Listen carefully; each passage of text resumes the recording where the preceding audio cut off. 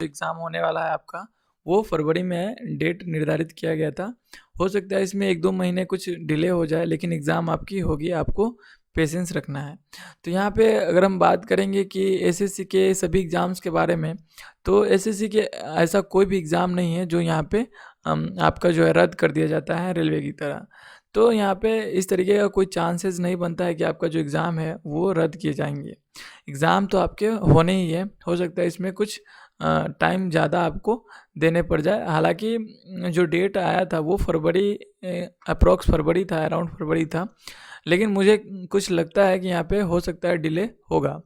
तो आपको पेशेंस रख के चलना है, क्योंकि देखिए अगर इस पे बात करूँ कि जो एसएससी फेज़ 9 के जो स्टूडेंट्स हैं, वो अबाउट 15 लाख से यानी 15 लाख स्टूडेंट्स इस कॉम्पिटिशन में आपके साथ कम्पीट करेंगे। लेकिन जो सीट है आपके पास वो अराउंड 3200 के आसपास यहाँ पे सीट है। 3200 के अराउंड यहाँ पे सीट है, तो 3200 ही स्टूडेंट यहाँ पे सिलेक्शन ले पाएंगे और बाकी स्टूडेंट्स जो है वो किसी तरीके से बाहर हो जाएंगे।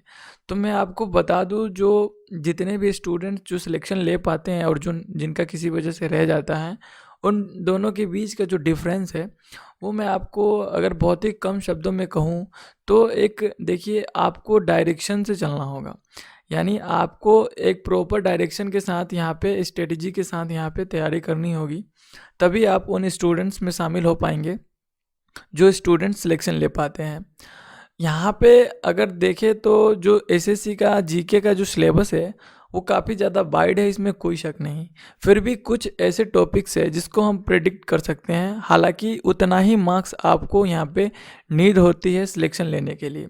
क्योंकि अदर सब्जेक्ट्स की अगर बात करें तो जैसे मैथ, रीजनिंग और इंग्लिश, ये सभी के जो है यहाँ पे जो इनके जो सिलेबस है वो काफ़ी ज़्यादा कन्फाइंड होते हैं, यानी इनको आसानी से प्रेडिक्ट किया जाता है और इनके जो तैयारी है वो आसानी से किए जाते हैं मेहनत के साथ। यहाँ पे आपके मेहनत काम करेंगे बिल्कुल। हालांकि यहाँ पे भी एक प्रॉपर स्ट्रैटेजी, एक प्रॉपर डायरेक्शन होता है, तभी आप इन चीज़ों को बहुत अच्छे से कर पाते हैं। तो इस वीडियो में मैं आपको एक आइडिया, अप्रोक्स एक आइडिया आपको देने वाला हूँ कि आपको किस तरीके से आपके जो जीके का जो सिलेबस है, इनका जो प्रिपरेशन करना है वो आपको किस तरीके से करना है। जैसे स्टैटिक जीके के जो क्लास होते हैं, क्लास नोट्स होते हैं, जो स्टैटिक जीके जो इम्पोर्टेंट टॉपिक्स होते हैं उनको आपको कहाँ से कवर करना है, कैसे कवर करना है और कौन कौन टॉपिक्स को कवर करना है। इसके अलावा हिस्ट्री, जियोग्राफी, पॉलिटी, इकोनॉमिक्स, ये सभी जो सब्जेक्ट है, इन सभी को आपको किस बुक से करना है और किस तरीके से करना है, इन सभी के ऊपर भी डिटेल में बात करेंगे। इसके अलावा साइंस से क्वेश्चन बनते हैं नहीं बनते हैं तो किस जो सब्जेक्ट्स है वहाँ से ज़्यादा क्वेश्चन बनते हैं, यानी फिजिक्स, केमिस्ट्री, बायोलॉजी, इनमें से किन सब्जेक्ट्स में ज़्यादा क्वेश्चन यहाँ पे आपको एग्ज़ाम में देखने को मिलेगा, इन सभी के बारे में बात करेंगे। इसके अलावा देखेंगे करेंट अफेयर्स का क्या करें। करेंट अफेयर्स में बच्चे बहुत ज़्यादा कन्फ्यूज रहते हैं कि 6 मंथ की करंट अफेयर्स करे या 1 साल की करे, और डेली बेसिस पे करे या जो मंथली करंट अफेयर्स आते हैं उसे करे, और अपनी तो जो तैयारी है जीके की वो स्टार्ट कर दे या अभी थोड़ा सा और वेट करे, उसके बाद जो है वो अपना जीके का जो तैयारी है वो स्टार्ट करे। तो इन सभी का जो बहुत बड़ा कन्फ्यूज़न है एसएससी फेज़ 9 के स्टूडेंट्स के मन में, उन सभी कन्फ्यूज़न को मैं यहाँ पे बहुत हद तक क्लियर करने की कोशिश करूँगा। चलिए तो यहाँ पे देखते हैं कि पहले तो जान ले, आप सिलेबस जान ले। स्टैटिक जीके से आपके यहाँ पे 3 से 4 क्वेश्चन बनेंगे। इसके अलावा अगर बात करें हिस्ट्री से, तो हिस्ट्री से भी 3-4 अप्रॉक्स दोनों से क्वेश्चन बराबर बनते हैं। किसी किसी शिफ्ट में हो सकता है आपका यहाँ पे क्वेश्चन थोड़ा सा ऊपर नीचे हो जाए। जियोग्राफी से 2 से 3 क्वेश्चन यहाँ पे 2 से 3 क्वेश्चन या 1 से 2 क्वेश्चन रहते हैं। इसके अलावा पॉलिटी से बात करें तो पॉलिटी का जो वेटेज है वो हिस्ट्री के बराबर रहता है, यानी 3 से 4 क्वेश्चन पॉलिटी के यहाँ पे आपको देखने को मिल जाएंगे। इसके अलावा बात करें इकोनॉमिक्स, तो इकोनॉमिक्स के क्वेश्चन जो होते हैं वो तो सबसे बेसिक क्वेश्चन होते हैं, या तो यहाँ पे सबसे ज़्यादा उलझाऊ क्वेश्चन होते हैं। यानी ऐसे क्वेश्चन होते हैं जो करंट में उनका करंट से रिलेशन होता है और काफ़ी ज़्यादा जो है वो मतलब डिफ़िकल्ट क्वेश्चन होता है। तो मैं यहाँ पे पर्सनली सजेस्ट करूँगा कि इकोनॉमिक्स का जो बुक है वो आप लेकर पढ़ने ना बैठें। हालाँकि मैं आपको लास्ट में बताऊँगा कि आपको किस बुक से यहाँ पे प्रिपरेशन करना है, उन सभी के बारे में भी बात करेंगे और कौन टॉपिक्स आपको कवर करने हैं। तो इकोनॉमिक्स के साथ बिल्कुल गलती मत कीजिएगा, यहाँ पे इसकी जो बुक है उसे लेकर पूरा बुक पढ़ने का कोई फ़ायदा नहीं है। इसमें 1-2 क्वेश्चन की भी गारंटी नहीं है कि आपके एग्ज़ाम में आएंगे भी या नहीं आएंगे। इसके अलावा अगर बात करें कि साइंस, तो क्या अगर बात करें कि इकोनॉमिक्स को छोड़ देना चाहिए, तो बिल्कुल यहाँ पे अभी इकोनॉमिक्स को इग्नोर करके ही चले, क्योंकि करंट अफेयर्स आप कवर करेंगे तो वहाँ पे जो इकोनॉमिक्स के क्वेश्चन बनते हैं, जैसे बैंक से रिलेटेड क्वेश्चन बनते हैं, वहीं से क्वेश्चन आपको यहाँ पे देखने को मिलेगा। इसके अलावा अगर बात करें साइंस से, तो साइंस से फिजिक्स केमिस्ट्री जो साइंस बैकग्राउंड से होते हैं उनको तो इससे ज़्यादा कुछ और पढ़ने की ज़रूरत नहीं होती, उनसे ही काम चल जाता है। लेकिन बायोलॉजी जो जिन स्टूडेंट्स का 12th में बायोलॉजी नहीं रहता है उनको यहाँ पे दिक्कत हो जाती है। तो बायोलॉजी से क्वेश्चन हालांकि बनते भी है, तो इसके लिए भी मैं आपको बुक सजेस्ट करूँगा, और उस बुक से बाहर मेरे ख्याल से यहाँ पे कुछ नहीं पूछा जाता। हालांकि मैं खुद एसएससी का एक रेगुलर एस्पायरिंग कैंडिडेट रहा हूँ और मेरे 2 एग्ज़ाम यहाँ पे लगभग क्लियर हो ही चुके हैं, फेज़ 1 जो होता है। इसके अलावा अगर बात करें जो करंट अफेयर्स है, जो कि बहुत ज़्यादा अनप्रेडिक्टेबल होते हैं, ये करंट अफेयर्स का जो माजरा है, एसएससी के स्टूडेंट्स की जो दर्द है वो हमेशा से बने रहा है करंट अफेयर्स।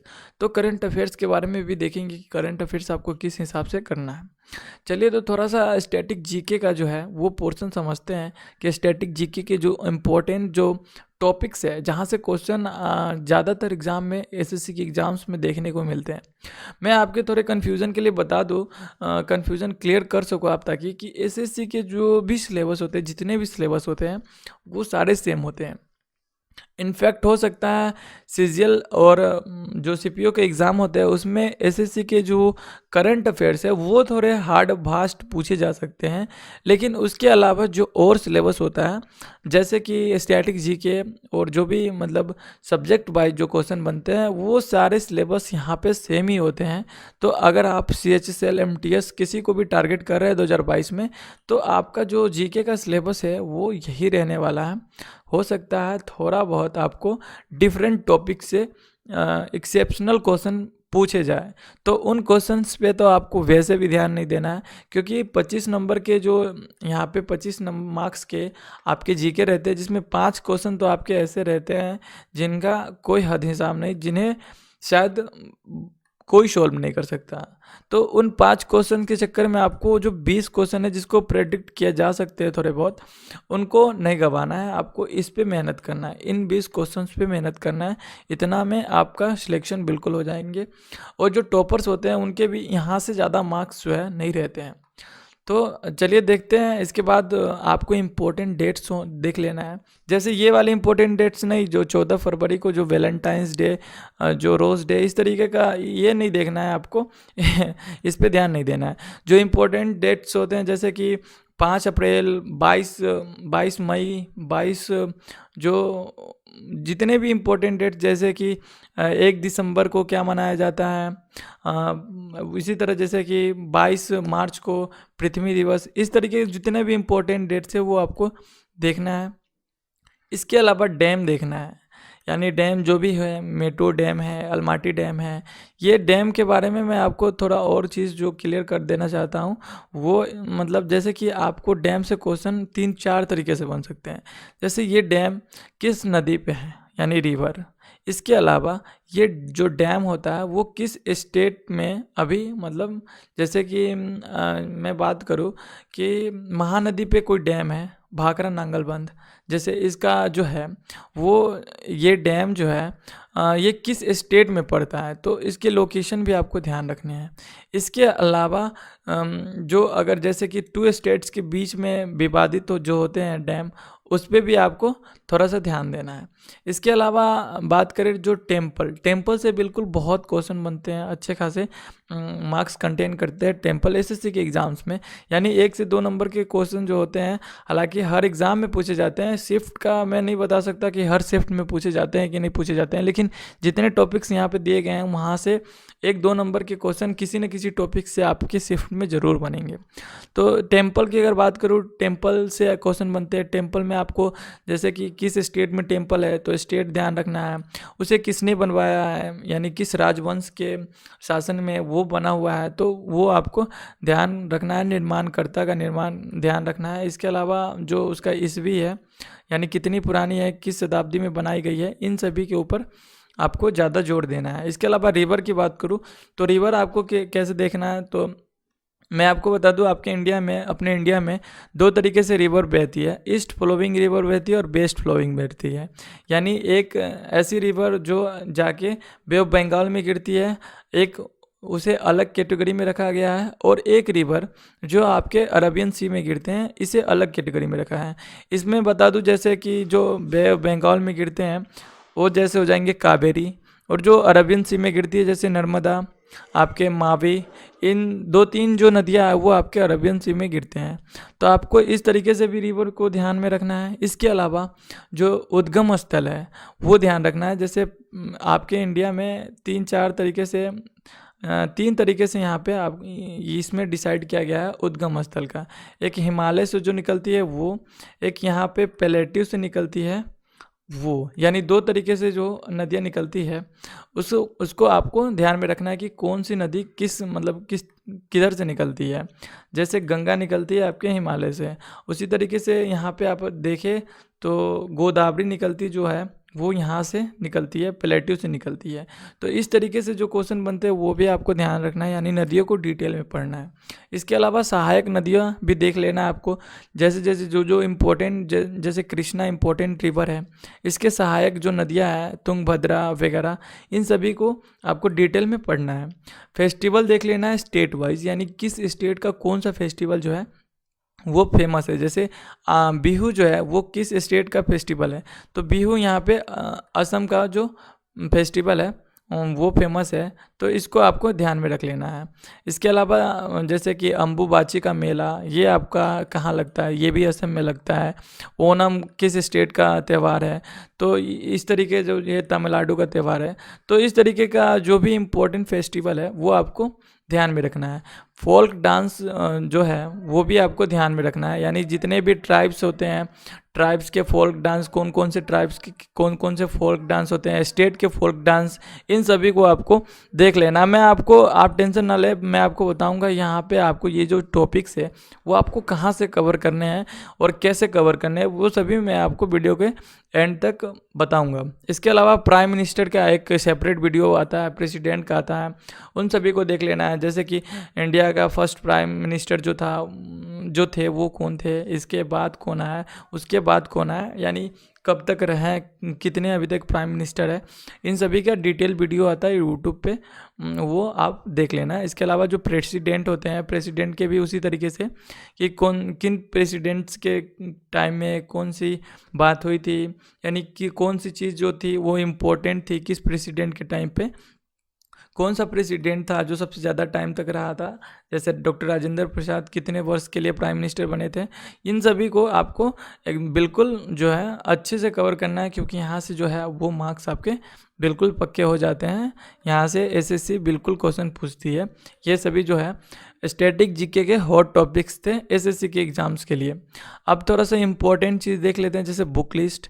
तो बुक लिस्ट में आपको सजेस्ट करूँगा ओनली वन लूसेंट, यानी जितने भी जैसे कि हिस्ट्री, जियोग्राफी और पॉलिटी है, इसके अलावा जो साइंस का पोर्शन है, उन सभी के लिए लूसेंट जो है, लूसेंट जिसमें जो टॉपिक्स के थोड़े बहुत 2-3 लाइन लिखे होते हैं उस पर्टिकुलर टॉपिक्स के लिए, उन सभी को आपको देख लेना है और वही वाली लूसेंट लेनी है। अगर आपको एडिशनल बुक लेनी होगी तभी आप वहाँ पे एमसीक्यूज़ वाली जो लूसेंट होती है वो लेना, नहीं तो वो जो लूसेंट होती है जिसमें 2-3 लाइन लिखी होती है किसी भी टॉपिक्स के लिए, आपको वही लूसेंट लेना है।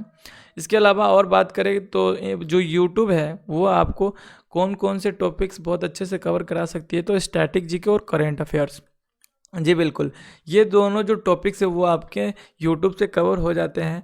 अगर आपके पास टाइम है तो करंट अफेयर्स का जो डेली वीडियो आता है वो आप देखें। अगर आप कमेंट सेक्शन में लिखेंगे तो मैं खुद आपको यहाँ पे करंट अफेयर्स डेली बेसिस पे प्रोवाइड करा सकता हूँ। इसके अलावा जो स्टैटिक जीके का जो पोर्शन होता है वो टॉपिक्स वाइज यहाँ पे पीडीएफ आपको टेलीग्राम में मिल जाएंगी।